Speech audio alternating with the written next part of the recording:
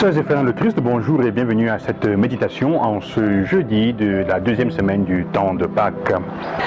La Bible continue à nous présenter l'histoire des premiers chrétiens, l'histoire des apôtres, la première évangélisation, qui en ce moment sont face à une situation qui ressemble à celle que Jésus a vécue. Alors je commence en disant, il arrive parfois que nous nous trouvions avec des personnes, ou que nous-mêmes nous soyons ces personnes, qui pensent que quand quelqu'un fait quelque chose de bien, c'est toujours, ou plutôt, c'est toujours pour leur faire du tort. Alors, il s'agit de quoi? Les chefs des prêtres des pharisiens disent, en voyant que les apôtres continuent à annoncer le message de l'évangile, disent, nous vous avons interdit d'annoncer votre Jésus, de parler de ce programme-là, de parler de ce message-là, nous l'avons interdit.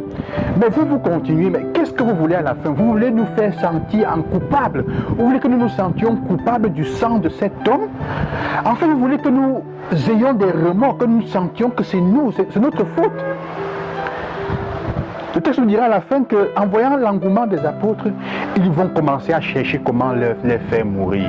Vous voyez que le refus de la conversion reproduit les mêmes bêtises. Comme avec Jésus, le même message est arrivé et on s'est senti en faute, en danger.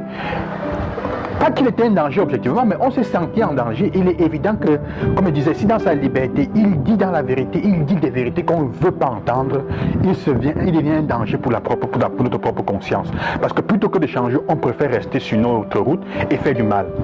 Alors on dit donc qu'ils vont chercher le moyen de les tuer. Ils refusent donc de changer et d'accepter la vérité, de voir les choses.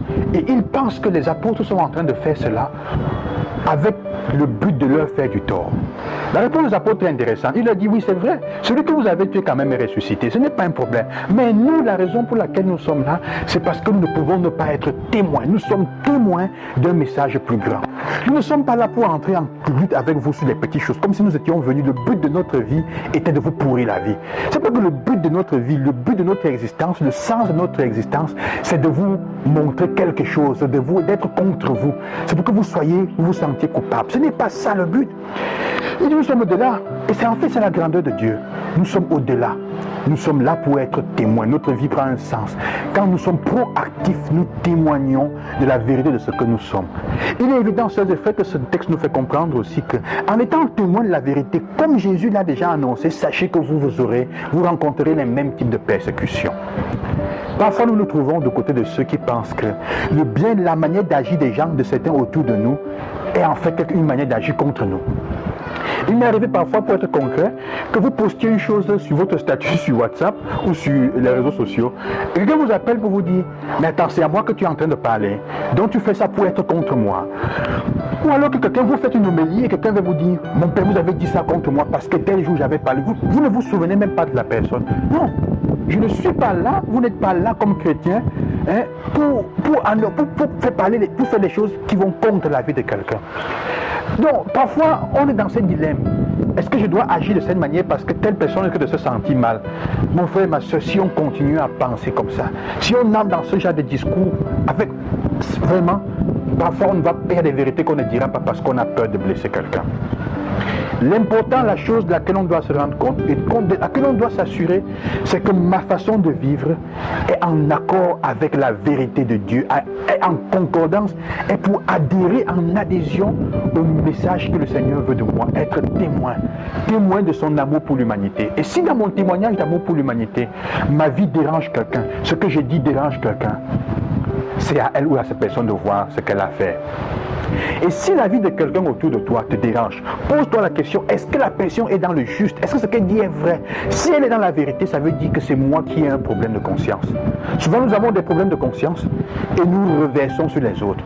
Au lieu de changer, au lieu de prendre acte que Dieu est en train de nous parler à ce moment, à travers cette personne, elle me dit, mon frère, ma soeur, ma fille, tu es sur la mauvaise route, change, reviens sur le droit chemin, reviens vers moi. Cette personne est une bénédiction sur ta vie. Alors on dit non, je ne change pas ma façon de voir.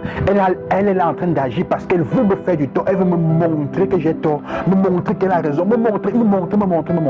Donc je vais l'éliminer. Alors on refuse de se convertir. Et après, on s'étonne que notre vie aussi est un enfer. Quand on refuse de se convertir, quand on refuse de rentrer sur soi-même pour se faire un état, un examen de conscience et voir comment changer.